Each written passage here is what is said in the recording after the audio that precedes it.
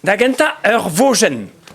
Vogen beskrivet gant en den brudet da les naven velo sec. Ar vran, a lapin hag a louarn. Introun vran var e gwezenn kludet e pad an deiz ne rea nantra ebet. Yannig a lapin o velo danezi agret goulenn kemenman diganti.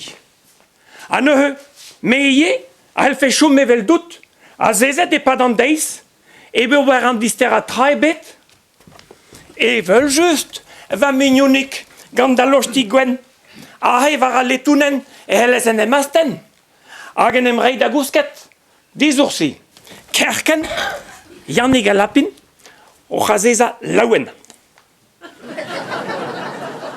Hag en em rei da gousket, kerken.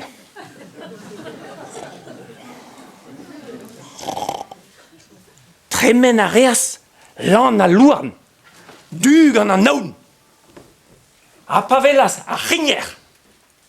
Kousket a c'haet dispoun e tostaz outa, didrous, diner, a diboan evit ober gata.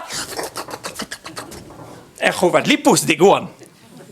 Peser gounit tenna diva ar gentelse, evit beva e goudor da vat, tranquilli kaer seder a dibreder, e zo gwellor en tamm mat, be ha plaset uel mat.